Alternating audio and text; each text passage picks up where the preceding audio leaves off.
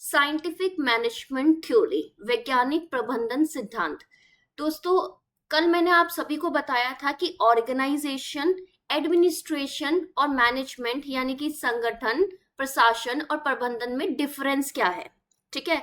और कल हमने देखा था कि क्लासिकल ऑर्गेनाइजेशन थ्योरी किस तरीके से ये बताती है कि ऑर्गेनाइजेशन में क्या क्या चीजें होनी चाहिए। देखिए, मैंने कल आपको पूरा सारे रूल्स, ये जितने भी इंपॉर्टेंट चीजें जैसे span of control, delegation of authority, scalar change वगैरह पूरा अच्छे से सारा समझाया था। ठीक है ना।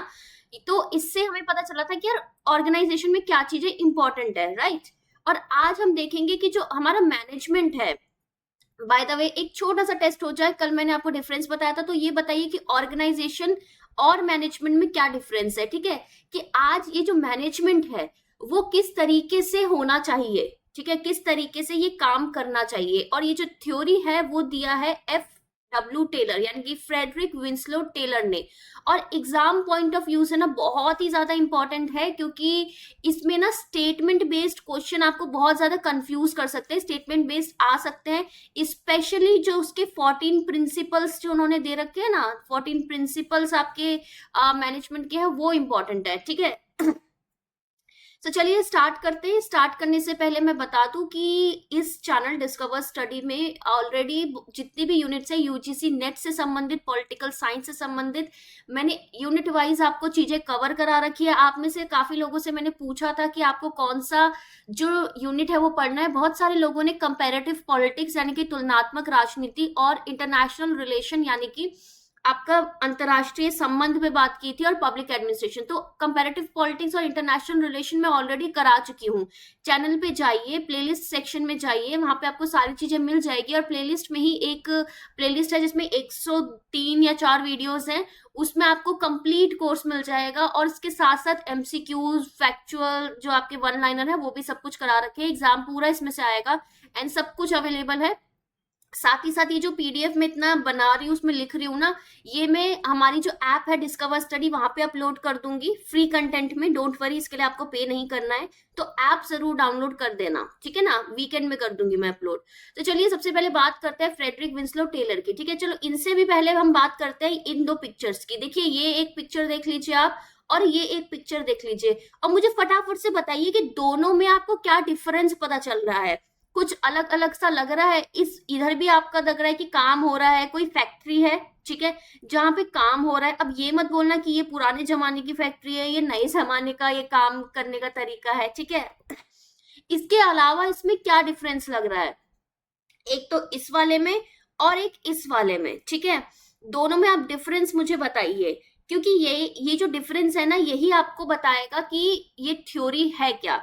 सबसे पहले बात करते हैं इन पर्सन की। ठीक है, ये है आपके Frederick Winslow Taylor, F.W. Taylor. इनकी एक बुक आई थी the principle of scientific management, यानी कि कुछ सिद्धांत के बारे में इन्होंने बात की थी। ठीक है, कुछ सिद्धांतों के बारे में बात की थी, किसके, साइंटिफिक यानी कि वैज्ञानिक प्रबंधन। यानी कि इन्होंने बोला था कि जो मैनेजमेंट है ना, वो क्या है, वो एक साइंस है। साइंस जब हम बोलते हैं सोशल साइंस में, तो इसका कंटेक्स्ट क्या होता है कि यार इसके डिफाइंड प्रोसेस होंगे, इसके डिफाइंड थ्योरी होगी, इसकी डिफाइंड कुछ अप्रोच होगी, इसके डिफाइंड कोई प्रोसीजर होगा, और हमें वही फॉलो करना होगा। अगर हम एक पर्टिकुलर प्रोसेसेस वगैरह या अप्रोच फॉलो करेंगे तो हमारा एक पर्टिकुलर इफेक्ट हमें दिखेगा या प्रभाव हमें देखने को मिलेगा। जैसे फॉर एग्जांपल, अगर मैंने आपका आज ये लेक्चर लिया, उसके बाद मैंने आपका टेस्ट लिया, तो आप अच्छे से उस टेस्ट को कंप्लीट कर पाएंगे। लेकिन मैंने अगर आपका लेक्चर ही नहीं लिया और सीधे टेस्ट ले लिया और मुश्किल मुश्किल क्वेश्चन पूछे, तो आप टेस्ट इतने अच्छे से नहीं कर पाएंगे। एंड ये हमेशा ट्रू है। अगर जो चीज आपने पढ़ रखी है वो चीज आप टेस्ट दे रहे हो तो उसका रिजल्ट अच्छा आएगा। जो चीज आपने नहीं पढ़ रखी उसका टेस्ट दे रहे हो तो उसका रिजल्ट बुरा आएगा। ठीक है, तो इसका मतलब क्या है, कहीं ना कहीं ये साइंस है कि अगर एक चीज होगी तो उसके परिणाम स्वरूप दूसरी चीज होगी। कॉज एंड इफेक्ट रिलेशनशिप है। क्या है, कॉज एंड इफेक्ट रिलेशनशिप है। तो इन्होंने यही बोला कि यार मैनेजमेंट ना हमेशा क्या है, एक साइंस है। तो अब ये इन्होंने क्यों बोला, सबसे पहले क्वेश्चन आता है। तो देखो, सबसे पहले हम बात करते हैं 20th सेंचुरी की। ठीक है, 20th सेंचुरी में अगर हम बात करें ना, तो मैनेजर्स जो होते थे ना फैक्ट्री में, देखिए ये पर्सन अपना काम कर रहा है, ये अपना काम कर रहा है, ये अपना, सब अपने अपने काम में क्या है, व्यस्त है, बिजी है। लोग आपस में बात नहीं कर रहे, आपस में कोई इंटरेक्शन आपको यहाँ पे दिख नहीं रहा है। तो क्या होता था उस समय, जो मैनेजर्स होते थे ना, ठीक है, ये जो मैनेजर्स होते थे, मैनेजर्स, वो ना इनके साथ इंटरेक्ट नहीं करते थे, बहुत ही लो इंटरेक्शन था, जिसके परिणाम स्वरूप क्या होता है, उसके परिणाम स्वरूप ये होता है कि कहीं ना कहीं एफिशिएंसी को, यानी कि दक्षता को कहीं ना कहीं इम्पैक्ट होता है और वो थोड़ा नीचे जाती है। तो फ्रेडरिक विंसलो ने बोला कि यार एक काम करते हैं ना, कि कुछ ऐसी चीजें करते हैं जिससे ना हमारी एफिशिएंसी थोड़ा ऊपर जाए, यानी कि एफिशिएंसी, या फिर मैं बोल दूं परफॉर्मेंस अच्छी हो, ठीक है, परफॉर्मेंस कंपनी की अच्छी हो। अगर परफॉर्मेंस अच्छी होगी, एफिशिएंसी अच्छी होगी, इसका मतलब क्या है, आउटपुट अच्छा आएगा, आउटपुट अच्छा आएगा इसका मतलब क्या है कि भाई प्रॉफिट होगा। तो यार इसमें सबका फायदा है। तो इसलिए इन्होंने बोला कि चलो ठीक है, एक काम करते हैं कि जितना भी काम है ना उसको ना स्टैंडर्ड्स में डाल देते हैं, स्टैंडर्डाइज कर देते हैं, यानी कि कुछ मानदंड, कुछ सिद्धांतों में हम एक काम को डाल देते हैं। ठीक है, किसको, प्रोसेसेस को, कि भाई ऐसे ऐसे चीजें होंगी। और इसके परिणाम स्वरूप इन्होंने कुछ प्रिंसिपल्स दिए। अब मैं ये करा कैसे वो अभी मैं बताती हूँ। किसी को पता है ये इन्होंने करा कैसे, क्या एक्सपेरिमेंट किया? अब देखिए ये वाला आप सिनेरियो देख लीजिए, ये यहाँ पे ये कुछ अपना सॉरी, देखिए ये यहाँ पे अपना कुछ काम कर रहा है, ये भी इधर फोकस कर रही है, ये लोग आपस में बात कर रहे हैं, ये लोग भी इधर, इनकी नजरें हैं, ठीक है, ये लोग भी आपस में बात कर रहे हैं, ये लोग भी आपस में कुछ डिस्कस कर रहे हैं। यानी कि यहाँ पे क्या है, यहाँ पे एक बहुत ही इंपॉर्टेंट चीज हो रही है, दैट इज कम्युनिकेशन। ठीक है, संचार, यानी कि ये आपस में डिसीजन कैसे ले रहे हैं, आपस में बात करके ले रहे हैं। एक लाइन ऑफ कम्युनिकेशन है, एक चेन ऑफ कम्युनिकेशन है। कल हमने पढ़ा था स्केलर चेन के बारे में पढ़ा था हमने हमने कल ग्रेप आपका ठीक है, आपका ग्रेप वाइन तो नहीं पढ़ा था हमने, एक और चीज पढ़ी थी, उसको क्या बोलते हैं, गैंग प्लैंक। ठीक है, गैंग प्लैंक के बारे में पढ़ा था। ठीक है, ये सारी चीजें हमें यहाँ पे देखने को मिल रही है, लेकिन यहाँ पे सब लोग अपने अपने कामों में व्यस्त हैं। तो ये जो फ्रेडरिक विंसलो टेलर ना, इन्होंने बोला कि चलो ठीक है, कुछ ऐसा चीज करते हैं जिससे ना एफिशिएंसी बढ़े। अब क्वेश्चन ये आया कि कैसे करेंगे। ठीक है, कैसे करेंगे भाई, ऐसा मैं कैसे चीज करूं, ठीक है, हाउ, कि भाई कैसे करूं, मैं कैसे डिटरमाइन करूं, मैं प्रिंसिपल्स लेके कैसे आऊं।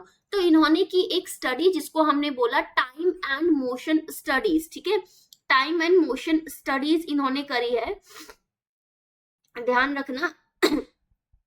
और टाइम एंड मोशन स्टडी में इन्होंने क्या बोला कि देखो, अगर मैं देखूं मोटा मोटा तो मुझे क्या दिख रहा है, मुझे इस कंपनी में टास्क दिख रहे हैं। ठीक है, यानी कि अलग अलग काम या अलग अलग कार्य दिख रहे हैं। तो मैं एक काम करता हूँ ना, हर एक टास्क को, जैसे 1, टास्क नंबर 2, टास्क नंबर 3, इसमें देखता हूँ कि यार अलग अलग तरीके से देखता हूँ। ठीक है, कि कितने तरीके से मैं ये टास्क नंबर 1 कर सकता हूँ, टास्क नंबर 2 कर सकता हूँ, टास्क नंबर 3 कर सकता हूँ। और फिर मैं देखता हूँ कि बेस्ट तरीका कौन सा है। अब मैं बेस्ट कैसे फाइंड आउट करूं? बेस्ट अगर कंपनी में अगर मोस्ट इंपॉर्टेंट होगा कोई चीज, तो क्या है कि कोई भी टास्क को करने में कितना टाइम लग रहा है। अगर टाइम कम से कम लग रहा है, इसका मतलब क्या है, वो मेरा बेस्ट ऑप्शन है। ठीक है, बेस्ट मेरा ऑप्शन है। और इसके साथ साथ मैं ये भी देखूं, ठीक है, कि हर एक टास्क को करने में क्या मोशन लग रहा है, यानी कि कितना काम हो रहा है। जैसे कि एम्प्लॉयज हैं, कितना टाइम लगा रहे हैं, कितना टाइम ब्रेक ले रहे हैं, किस तरीके से काम कर रहे हैं। अगर मैं ये दो चीजें देख लूं और मैं बेस्ट वे फाइंड आउट कर लूं कि अच्छा इस तरीके से ही बेस्ट वे है, तो क्या होगा, तो कहीं ना कहीं मेरी एफिशिएंसी अच्छी हो जाएगी। ठीक है, मेरी एफिशिएंसी, दक्षता अच्छी हो जाएगी, मेरा काम क्या होगा, जल्दी होगा। जल्दी का मतलब क्या है, क्विक वर्क होगा। और क्विक वर्क होगा इसका मतलब क्या है, सेम डे में, अगर मेरे सेम डे में पहले 8 काम होते थे तो अब 12 काम हो रहे हैं, तो इसका मतलब क्या है, मेरा आउटपुट अपने आप ही बढ़ जाएगा, मेरी एफिशिएंसी, परफॉर्मेंस अपने आप ही बढ़ जाएगी। यानी कि अगर आपसे स्टेटमेंट बेस्ड क्वेश्चन में पूछा जाए कि भाई FW टेलर ने ये पूरी थ्योरी क्यों दी थी, तो आप सबसे पहले बोलोगे कि एफिशिएंसी को बढ़ाने के लिए, कि मेन मोटिव ये था। तो और उसके बाद अगर पूछे कि ये जो प्रिंसिपल्स हैं उस पे वो कैसे आए, तो उसका आंसर होगा टाइम एंड मोशन स्टडीज से। ठीक है, टाइम, हर एक जो टास्क है उसका टाइम नोट करना, और हर एक टास्क में क्या मोशन लग रहा है वो चीजें नोट करना। तो ये 14 प्रिंसिपल दिए थे। इस 14 प्रिंसिपल में मैं थोड़ी देर में आऊंगी, पहले आगे पढ़ते हैं। सबसे पहले जब मैं साइंटिफिक मैनेजमेंट शब्द की बात बोलती हूँ ना, ये वर्ड की बात बोलती हूँ कि अच्छा मैनेजमेंट में भी कुछ साइंस हो सकती है, तो क्या ये जो वर्ड है, क्या ये सबसे पहले फ्रेडरिक विंसलो टेलर लेके आए हैं? नहीं। तो एक पर्सन है जिनका नाम है लुइस ब्रांडिस, इन्होंने कॉइन किया था ये टर्म, यानी कि गढ़ा है। यानी कि सबसे पहले ये जो टर्म है साइंटिफिक मैनेजमेंट, ये जो वाक्यांश है, ये सबसे पहले आपके लुइस ब्रांडिस लेके आए हैं। ठीक है, उसके बाद 1910 में टेलर को समझ में आया कि अच्छा यार इसके बेसिस पे हम अपनी थ्योरीज बना सकते हैं, इसे हम यूज करके। अच्छा साइंटिफिक मैनेजमेंट यही तो है, एफिशिएंसी बढ़ाने के लिए क्या करना चाहिए, मुझे मैनेजमेंट पे फोकस करना चाहिए। कैसा मैनेजमेंट बनाना चाहिए, साइंटिफिक, यानी कि साइंटिफिक का मतलब क्या है, कुछ प्रिंसिपल्स लेके आने चाहिए। तो आपके टेलर क्या लेके आए, कुछ प्रिंसिपल्स लेके आए। और इसलिए फ्रेडरिक विंसलो टेलर को माना जाता है कि ये फाउंडर है, ठीक है, फाउंडर है यानी कि संस्थापक है साइंटिफिक मैनेजमेंट फिलॉसफी के।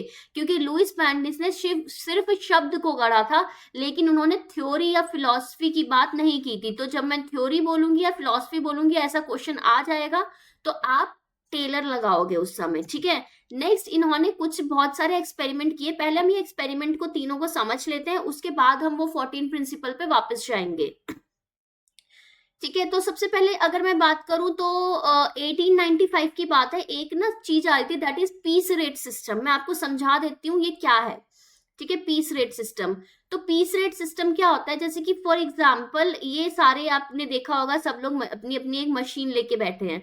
अब इनकी पेमेंट ना दो तरीके से हो सकती है। अगर मैं इनकी पेमेंट की बात करूं तो दो तरीके से हो सकती है। एक तो टाइम रेट, ठीक है, टाइम के बेसिस पे, और दूसरा पीस के बेसिस पे। यानी कि टाइम का मतलब क्या है कि सपोज ये जो लेडी हैं, इन्होंने एक दिन में, वन डे में इन्होंने क्या करा, इन्होंने 10 आपके कुर्ते सिले, ठीक है, 10 कुर्ता, ठीक है, सिला। तो उसके बेसिस पे इनकी पेमेंट नहीं होगी। इनका क्या होगा, वन डे का मतलब क्या है, 8 आवर्स। 8 आवर्स के बेसिस पे इनको मैं पे कर दूं, ठीक है, कि हाँ भाई 8 आवर्स के बेसिस पे पे करूं, और 8 आवर्स में कितने भी कुर्ते सिले हो। सपोज आज मंडे होगा तो मंडे को इन्होंने 8 सिले, ट्यूसडे को इन्होंने 9 सिले, ठीक है, वेंसडे को इनकी तबीयत थोड़ी खराब थी, इन्होंने 5 ही सिले। लेकिन इनको पे हमेशा क्या मिलेगा, अगर आवर्स के बेसिस पे मिल रहा है तो सेम ही मिलेगा, ठीक है, ये चीज है। दूसरा होता है piece rate system. Piece rate का सिस्टम का मतलब क्या है कि सपोज एक दिन में इन्होंने 10 कुर्ते सिले, तो मैंने ना इनका प्राइस फिक्स कर दिया। मैंने प्राइस फिक्स कर दिया कि 1 कुर्ता का मैं आपको पे करती हूँ 100, ठीक है। तो सपोज मंडे को इन्होंने 10 कुर्ते सिले, ट्यूसडे को इन्होंने 12 कुर्ते सिले, वेंसडे को इन्होंने 5 कुर्ते सिले, थर्सडे को इन्होंने 6 कुर्ते सिले। तो अलग अलग दिन आपका पे डिफरेंट होगा। क्यों डिफरेंट होगा, कि टाइम चाहे जितना लगे, सपोज रोज वो 8-8 घंटा बैठी हैं, लेकिन मैं पे कर रही हूँ पीस के हिसाब से, कि कितना मेरे को आउटपुट जो मेरा प्रोडक्ट है वो मिल रहा है। तो सबसे पहले इन्होंने ये बोला कि पीस रेट सिस्टम की बात की, इन दोनों में डिफरेंशिएट किया कि भाई टाइम बेस्ड और पीस रेट ऐसे अलग अलग होते हैं। अगर हम देखो पीस के हिसाब से पेमेंट करेंगे तो ऑब्वियसली मेरा मन करेगा कि यार मैं ज्यादा ज्यादा काम कर लूं, ठीक है। तो फर्स्ट चीज इन्होंने ये बोली। सेकंड इनका है शॉप मैनेजमेंट। शॉप मैनेजमेंट का मतलब 1903 में देखो, अब इस समय अगर मैं 1903 की बात कर रही हूँ तो सपोज ये फैक्ट्री है, ये शॉप है, ठीक है। तो यहाँ पे किस तरीके से चीजें मैनेज हो रही है, इसमें अगर मैं आपको एक शब्द बोलूं, वो है आपका फ्लोर मैनेजमेंट, ठीक है। फ्लोर मैनेजमेंट का मतलब क्या होता है कि यार देखो, ये फैक्ट्री है, फैक्ट्री में जो एकदम जो फैक्ट्री में काम होता है ना, जहां पे, वो किस तरीके से मैनेज हो रहा है। फैक्ट्री में जैसे वर्कर जो बेसिक जो काम कर रहे हैं, डेली जो प्रोसेसेस हैं, वो किस तरीके से मैनेज हो रही है, उसका मैनेजमेंट के बारे में इन्होंने ये बुक लिखी कि किस तरीके से ये सारी चीजें बहुत ही एफिशिएंटली हो सकती है, ठीक है। पहले तो पे के बारे में बोला, फिर इसके बारे में बोला। फिर उन्होंने तीसरा चीज क्या बोला, तीसरा चीज इन्होंने बोला है the art of cutting metal, ठीक है, कि किस तरीके से मेटल को काटा जाता है। इस पे आप बोलोगे इस पे क्या बोला है। अब देखो ये सारी बुक्स क्रोनोलॉजी में है, और ये चारों बुक्स मोस्ट इंपॉर्टेंट है, एग्जाम में बहुत बार आ चुकी है, और कंसेप्ट भी आ चुके हैं। आर्ट ऑफ कटिंग मेटल क्या है, देखो बेसिक सी चीज है। जैसे कि ये पिक्चर देखो, the art of cutting metal, ये वाली बुक है। जैसे ये देखो, ये पीस है, इसमें ना 3 मछली, ये फिश जैसा आपने कुछ काट रखा है, ठीक है। अब देखो, अगर मैंने फिश जैसा काट रखा है, अगर मैं यहाँ पे भी, ये देखो मैंने यहाँ पे वेस्ट कर दिया, ये हमने टेढ़ा टेढ़ा काट रखा है। अगर मैं ऐसा टेढ़ा ना काट के ऐसे इसको वर्टिकली काटती, तो आपको नहीं लगता कि इधर 3 की जगह 6 फिश के पूरे ढांचे निकल सकते थे। यानी कि ये जो इतना इतना स्पेस है, ये वाला जो मेटल है, इन्होंने वेस्ट नहीं कर दिया। किस किस को लग रहा है कि ये वाला पूरा स्पेस वेस्ट कर दिया, भाई हमें तो लग रहा है कि ये पूरा वाला स्पेस इन्होंने वेस्ट कर दिया। तो आर्ट ऑफ कटिंग मेटल में इन्होंने बात की थी मैन्युफैक्चरिंग की, ठीक है। मैन्युफैक्चरिंग जो प्रोसेस होती है, इसको मैन्युफैक्चरिंग की जो प्रोसेस होती है, इसको कैसे एफिशिएंट बनाया जा सकता है। यानी कि आर्ट ऑफ कटिंग मेटल में हम ऐसी बात करते हैं कि जो रिसोर्सेस हैं, उसको कैसे यूज करे कि जो वेस्टेज है ना वो कम हो। अगर मेरी वेस्टेज कम होगी तो मेरा आउटपुट ज्यादा आएगा, अगर आउटपुट ज्यादा आएगा तो मेरा कॉस्ट आपकी कम लगेगी, कॉस्ट कम लगेगी इसका मतलब क्या है, मेरा प्रॉफिट ज्यादा होगा। तो इसका मतलब क्या है, जहां मेरा प्रॉफिट ज्यादा हुआ, जहां मेरा एफिशिएंसी ज्यादा हुई, जहां मेरी कॉस्ट कम लगी, इसका मतलब क्या है, मेरा जो पूरा प्रोसेस है, जो मेरा मैनेजमेंट है, वो क्या हो गई, वो हो गई एफिशिएंट। ठीक है, एफिशिएंट हो गई। ठीक है, परफॉर्मेंस मेरी इंप्रूव हो गई।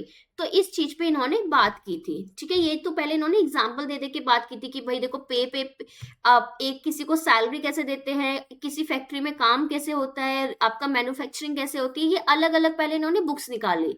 उसके बाद फाइनली 1911 में क्या आया, द प्रिंसिपल्स ऑफ मैनेजमेंट। जब उन्होंने ये सारी चीजों पे बात कर ली, हर एक चीजों में देख लिया कि किस पे टाइम ज्यादा लग रहा है, किस पे मोशन ज्यादा लग रहा है, किस तरीके से बेस्ट प्रैक्टिस क्या है, हर एक एंगल में देख लिया, तो उन्होंने दिए हैं प्रिंसिपल्स ऑफ मैनेजमेंट। ठीक है, प्रिंसिपल्स ऑफ मैनेजमेंट में क्या करा उन्होंने, बेसिकली 4 कैटेगरीज में, ये याद रखना, वैसे तो आपके ये 14 प्रिंसिपल्स आपको हेनरी फेयोल के आपको बाद में देखने को सुने समझ में आएंगे। ठीक है, लेकिन इनकी FW टेलर की देखिए दोनों अलग अलग है, ये ध्यान रखना, ये टेलर की बात हो रही है, ये हेनरी फेयोल के प्रिंसिपल्स ऑफ मैनेजमेंट है। मैंने ये दोनों सेम स्क्रीन में क्यों डाल रखे हैं, ताकि आपको कंफ्यूजन ना हो। तो FW टेलर ने बेसिकली 4 कैटेगरीज में अपने प्रिंसिपल्स दिए, और आप वो हेनरी फेयोल से कंपेयर कीजिएगा। तो पहला इनका बात था, इन्होंने बोला कि यार डिवीजन ऑफ लेबर होना चाहिए। ठीक है, डिवीजन ऑफ लेबर होना चाहिए। ठीक है, दूसरा उन्होंने, और ये दोनों अलग अलग पर्सन है। ठीक है, डिवीजन ऑफ प्रिंसिपल होना चाहिए, इन्होंने बात की। ठीक है, उसके बाद इन्होंने क्या बात किया, ठीक है, आई थिंक ये सेकंड है। उसके बाद उन्होंने बात किया कि एफिशिएंसी होनी चाहिए। ठीक है, एफिशिएंसी ऑफ वर्क होनी चाहिए। ये कैसा होना चाहिए, ये इन्होंने बोला कि जो मोशन है ना, मोशन, इसको मैं क्या करूं, इसको ऑप्टिमाइज करूं। ठीक है, ऑप्टिमाइज करूं कि यार कम से कम मैं टाइम वेस्ट करूं, ज्यादा से ज्यादा मैं काम करूं। ठीक है, ये कैसे होगा, ये होगा टाइम एंड मोशन स्टडी के द्वारा। ठीक है, टाइम एंड मोशन स्टडी के द्वारा मैंने ये देखा कि यार मोशन को ऑप्टिमाइज करे कि कम टाइम में ज्यादा से ज्यादा काम एफिशिएंटली हो सके। अब वो कैसे होगा, इन्होंने बोला डिवीजन ऑफ लेबर होना चाहिए। तीसरा प्रिंसिपल था ओवरसाइट का। ओवरसाइट का मतलब क्या है कि भाई नजर रखो हर एक चीज पे। जो उनका तीसरा वो नहीं था कि शॉप मैनेजमेंट, तो इन्होंने बोला कि जैसे मैनेजर्स आपके आपके वर्कर से काम बिल्कुल इंटरेक्ट नहीं कर रहे, इन्होंने बोला ऐसा नहीं होना चाहिए, हर चीज सुपरवाइज्ड होनी चाहिए, क्योंकि सुपरवाइज होगी तो एकदम अर्ली फेज में ही हमें पता चल जाएगा कि क्या प्रॉब्लम है, और उस प्रॉब्लम का सॉल्यूशन भी आप निकाल लोगे, और इससे क्या होगा, इससे आपकी वेस्टेज कम होगी। ठीक है, इससे आपकी वेस्टेज कम होगी, ये इन्होंने बोला। और चौथा इन्होंने प्रिंसिपल दिया हायरार्की का। हायरार्की का मतलब क्या है कि किसी भी कंपनी में कैसा कम्युनिकेशन होना चाहिए। ठीक है, कम्युनिकेशन में वही हमने कल भी पढ़ा था कि स्केलर चेन के बारे में बात करी जाती है। ठीक है, आपकी कम्युनिकेशन अपवर्ड डाउनवर्ड के बारे में बात किया जाता है। और आपका इसमें ये भी बोला गया कि मैनेजर्स है ना, उनको रिस्पॉन्सिबल होना चाहिए कि वो हर चीज कम्युनिकेट करे वर्कर्स को। कुछ प्रॉब्लम आ रही है, कुछ चीजें सही तरीके से हो रही है, नहीं हो रही है। ठीक है, और उसके साथ साथ ये जो मैनेजर्स है ना, वो क्या करे, वो कम्युनिकेशन में और भी एक और चीज करे कि वो टाइम स्पेंड करे कि ट्रेनिंग कैसे हो वर्कर की, कि वर्कर की ट्रेनिंग होनी चाहिए प्रॉपर। ठीक है, और ट्रेनिंग के बाद उसको टास्क असाइन होना चाहिए, और जो टास्क काम करने का तरीका है वो टाइम एंड मोशन स्टडीज के बेसिस पे कैसा होना चाहिए, ऑप्टिमाइज्ड होना चाहिए, ताकि आपका क्या करे, आपका अच्छा आउटपुट हो। यानी कि आपकी टाइम प्लानिंग की पे बात हुई कि टाइम के बारे में प्लानिंग होनी चाहिए। ये FW टेलर की कैटेगरीज थी, प्रिंसिपल्स थे, और इसको आप कंपेयर कर लीजिएगा हेनरी फेयोल के 14 प्रिंसिपल्स ऑफ मैनेजमेंट में। ठीक है, कि क्या अलग चीज है, क्या कौन सही है कौन नहीं है, क्या हेनरी फेयोल भी साइंटिफिक मैनेजमेंट की बात करते हैं, हाँ या ना, ये भी आप मुझे क्वेश्चन में दिखे, क्योंकि आप में से बहुत लोग हैं जो टेलर और फेयोल में बहुत कंफ्यूज होते हैं, इसलिए मैंने ये डिफरेंस यहीं पे क्लियर किया है।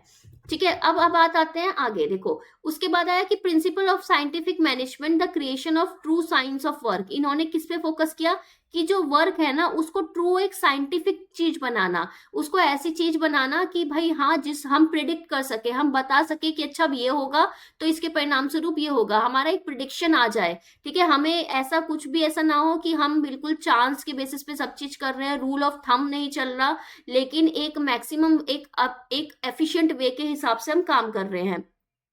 According to scientific management theory वो हमेशा बोलते हैं कि कोई भी काम को करने का ना एक बेस्ट तरीका होता है, वन बेस्ट वे होता है किसी भी काम को करने का। जैसे कि फॉर एग्जांपल अगर मुझे लेक्चर देना था तो मुझे समझ में आ गया कि यार लोगों को ना इंग्लिश और हिंदी दोनों चाहिए होता है, तो ये बेस्ट वे है मेरे लिए।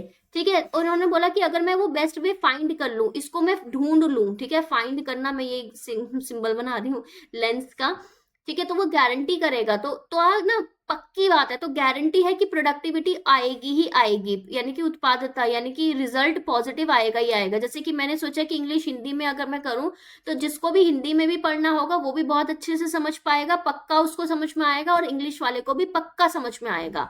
और जो रिसोर्सेज है ना, जितने भी संसाधन है ना, वो इफेक्टिवली यूज होंगे। जैसे कि जो मेरा टाइम है, अगर मैं टाइम लगा रही हूँ ये लेक्चर लेने में, तो उससे किसी ना किसी स्टूडेंट को फायदा होगा ही होगा, और डेफिनेटली मैक्सिमाइज होंगे, यानी कि सिर्फ इंग्लिश वाले नहीं, सिर्फ हिंदी वाले नहीं, बल्कि दोनों लोग अच्छे से इसे समझ सकते हैं, यानी कि मैक्सिमाइज होगा। इसी तरीके से जैसे मैंने अभी ये एग्जांपल दिया वैसे ही हर एक चीज पे वैलिड है, ये इनका कहना था।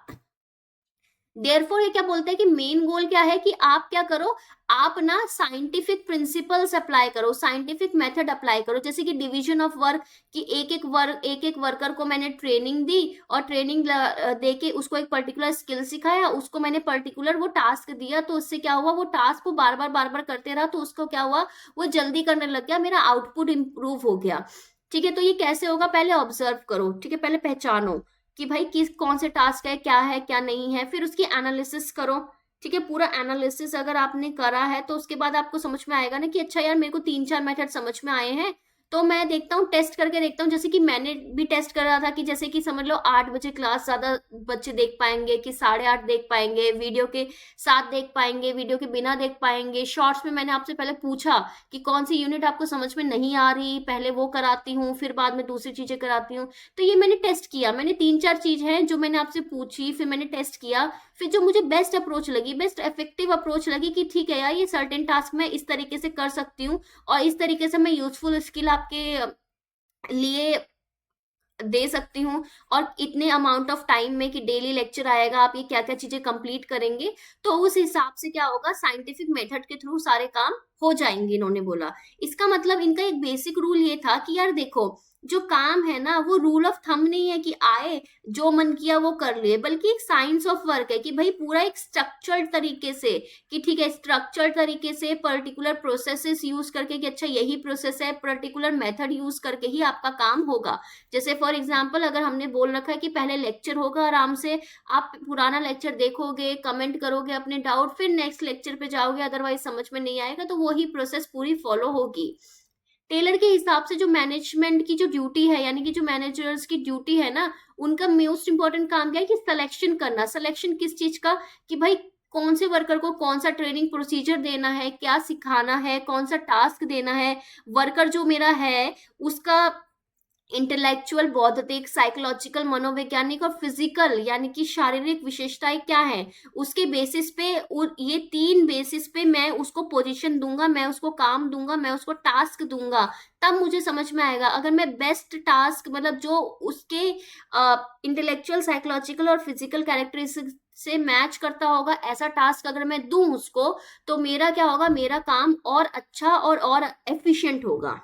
ठीक है, तो जो इनकी बुक थी प्रिंसिपल ऑफ साइंटिफिक मैनेजमेंट में, तो उन्होंने बोला था कि scientific management can not be successful with any other element and is therefore combined, यानी कि आपका जो साइंटिफिक मैनेजमेंट है, सिर्फ अगर मैं टास्क पे फोकस करूं, सिर्फ टास्क पे फोकस करूं तो कुछ काम नहीं बनेगा, मेरे को वर्कर पे भी फोकस करना पड़ेगा, उसकी ट्रेनिंग पे भी फोकस करना पड़ेगा, मुझे मैनेजर्स की बाद में भी फोकस करना पड़ेगा कि भाई ये कितना कम्युनिकेट करते हैं, मुझे टाइप ऑफ ऑर्गेनाइजेशन में भी काम करना पड़ेगा, यानी कि हमेशा इनको कंबाइन करना पड़ेगा। ठीक है ना, अब इनके कुछ प्रिंसिपल्स है, ये मोस्ट इंपॉर्टेंट है, ये इस तरीके से स्टेटमेंट बेस्ड क्वेश्चन में आ जाएंगे। ठीक है, ऐसे एक स्टेटमेंट बेस्ड क्वेश्चन आ जाएगा कि भाई आपको ये लाइन दे दी जाएगी और बोलेंगे कि इन चारों में से किसने ये लाइन बोली है, किसका ये मेन फोकस है। Science not rule of thumb, यानी कि जो काम है वो साइंस है, वो विज्ञान है, नॉट सामान्य नियम नहीं है कि कभी भी उठ के कुछ भी कर लिया। जैसे कि फॉर एग्जाम्पल अगर आप जेआरएफ की प्रिपरेशन कर रहे हो तो मोस्ट इंपॉर्टेंट होता है कि आपका ना कुछ शेड्यूल हो, ठीक है, शेड्यूल हो कि अच्छा यार मेरे को आज ना इतने घंटे 3 से 4 घंटे पढ़ना है, उसमें मुझे क्या क्या पेपर 1 को कितना टाइम देना है, पेपर 2 को कितना टाइम देना है, पेपर 2 में कौन सी यूनिट को टाइम देना है, ऐसा पूरा शेड्यूल होना चाहिए। ये नहीं कि आज उठे कुछ भी पढ़ लिया और फिर कल उठे, इस तरीके से नहीं होता। ठीक है, पहला इन्होंने ये बात की। फिर दूसरा उन्होंने बोला है हारमोनी नॉट डिस्कॉर्ड। इसका मतलब क्या है, सद्भावना कला नहीं, यानी कि अगर मुझे काम एफिशिएंटली करना है तो हारमोनी होनी चाहिए लोगों में, आपस में कोऑर्डिनेशन। कल हमने देखा था ना ऑर्गेनाइजेशन में कोऑर्डिनेशन की इंपॉर्टेंस देखी थी, हमने कम्युनिकेशन की इंपॉर्टेंस देखी थी, पूरा पढ़ा था मैंने आपको 6-7 प्रिंसिपल बताए थे। ठीक है, अब बाय द वे जिसने वीडियो नहीं देख ली देख लेना, क्लासिकल ऑर्गेनाइजेशन थ्योरी की वीडियो है वो। ठीक है, तो यहाँ पे इसका मतलब क्या है, अगर आप मिल बांट के कुछ काम करोगे तभी होगा, डिस्कॉर्ड अगर लड़ाई करोगे तो एफिशिएंसी में फर्क पड़ेगा। तीसरा कॉपरेशन होना चाहिए, सहयोग होना चाहिए, यानी कि कहीं ना कहीं आपको टीम वर्क पे फोकस करना है, ना कि इंडिविजुअलिज्म, व्यक्तिवाद पे नहीं, क्योंकि उससे कंपनी को नुकसान है, उससे जो भी आप ऑर्गेनाइजेशन में काम कर रहे हो उसको नुकसान है, जो भी आप प्रशासन की बात कर रहे हो उसको नुकसान है। चौथा है मैक्सिमम आउटपुट होना चाहिए, यानी कि काम ऐसा करो, टास्क इस तरीके से डिफाइन करो कि मैक्सिमम आपका आउटपुट आए, यानी कि एफिशिएंसी आए, परफॉर्मेंस पढ़े, ना कि रिस्ट्रिक्टेड। यानी कि अगर आप पढ़ रहे हो तो इस तरीके से पढ़ो कि यार ठीक है मैंने आज थ्योरी भी पढ़ ली, अगर जो लोगों ने वीडियो देखी है और वो मैक्सिमम आउटपुट की बात कर रहे हैं तो उन्होंने साथ के साथ ऑल यूनिट नोट्स भी फोकस करे होंगे। ऑल यूनिट नोट्स ऐप में अवेलेबल है, ये मैं आपको यही बोलूंगी कि लेक्चर वेक्चर बाकी जगह 10 जगह खर्चा मत करो, ऑल यूनिट नोट्स में डेफिनेटली कर लो, क्योंकि जितने भी लोगों ने लिए हैं उनको समझ में आ गया होगा कि उसमें हर चीज डिटेल में है, कहीं इधर उधर जाने की जरूरत नहीं है। तो उन्होंने वो टॉपिक वहां से भी पढ़ लिया होगा और उन्होंने साथ के साथ टेस्ट में भी फोकस कर लिया होगा, उसके एमसीक्यू भी देख लिए होंगे। ये होता है मैक्सिमम आउटपुट, ना कि रेस्ट्रिक्टेड के ठीक है यार वीडियो आ रही है फ्री में आ रही है देख के छोड़ देते हैं, उससे कुछ नहीं होगा। क्योंकि मेरा काम था वीडियो निकालना, मैंने आपको पढ़ा लिया, ठीक है, मेरा तो ऑलरेडी हो रखा है सारा सिलेक्शन, ठीक है, मैं पीएचडी भी कर रही हूँ, मुझे जेआरएफ भी मिल रहा है, सब हो रखा है, वो भी बहुत ही अच्छे यूनिवर्सिटी से। लेकिन अगर आपको भी सेम चीज करनी है तो आपको थोड़ा एक्स्ट्रा एफर्ट्स करने पड़ेंगे। Development of each man to his greatest efficiency, यानी कि हर एक फोकस, हर एक मैन पे फोकस है, हर एक वर्कर पे फोकस है। जैसे आप में से बहुत सारे लोगों अपनी ग्रेटेस्ट एफिशिएंसी पे बात करो, ठीक है, अपने मतलब जितना मैक्सिमम आउटपुट निकाल सकते हो, एंड प्रोस्पेरिटी, ये नहीं कि अपना मैक्सिमम आउटपुट निकालने के झंझट में अपना मतलब टेंशन कर लो, अपना मतलब स्ट्रेस ले लो, नहीं, प्रोस्पेरिटी आपको मतलब आपको पॉजिटिविटी आनी चाहिए, आपको अच्छा लगना चाहिए उससे। तो इन्होंने साइंटिफिक मैनेजमेंट थ्योरी में काम को, मैनेजमेंट को कुछ इस तरीके से प्रिंसिपल्स में डिफाइन किया था। ठीक है, अब एक और चीज मैं आपको बता दूं, ये जो हेनरी फेयोल के प्रिंसिपल्स है ना, ये याद कर लेना, और इसमें से मैंने आपको स्केलर चेन पढ़ा दिया है। ठीक है, अच्छा मेरे को एक क्वेश्चन का आंसर दो आप, और क्वेश्चन है यूनिटी ऑफ कमांड और यूनिटी ऑफ डायरेक्शन में डिफरेंस क्या है। ठीक है, unity of command and unity of direction में डिफरेंस क्या है, मुझे कमेंट सेक्शन में बताइए। मैं खुद ही जब हेनरी फेयोल पढ़ाऊंगी तो सब चीज बता दूंगी, लेकिन मुझे अभी इस चीज का आंसर चाहिए, ठीक है ना। तो चलिए, अभी आज का लेक्चर ये था, मुझे लगता है कि आपको सब कुछ अच्छे से समझ में आया होगा। लेक्चर को लाइक जरूर कीजिए, कमेंट में सारे डाउट ले लीजिए, और उसके साथ साथ आप बोल रहे थे कि आपको पब्लिक एडमिनिस्ट्रेशन समझ में नहीं आता, तो जो भी लोग हैं जो समझ में नहीं आता और वो लेके बैठे हुए कि हाँ यार रोज वीडियो तो आ रही है, आराम से देखेंगे, बहुत बड़ी गलती कर रहे हो, रोज की वीडियो रोज देखनी है, और शेयर भी करना है, सब्सक्राइब करके नोटिफिकेशन भी ऑन करनी है, क्योंकि अब मैं मल्टीपल वीडियोस डालूंगी, इस वजह से नोटिफिकेशन ऑन जरूर कीजिएगा, ठीक है ना, ध्यान रखिए। ओके, कल हम ब्यूरोक्रेटिक थ्योरी और फंक्शनलिस्ट थ्योरी पढ़ेंगे। Bye bye, take care, have a nice day.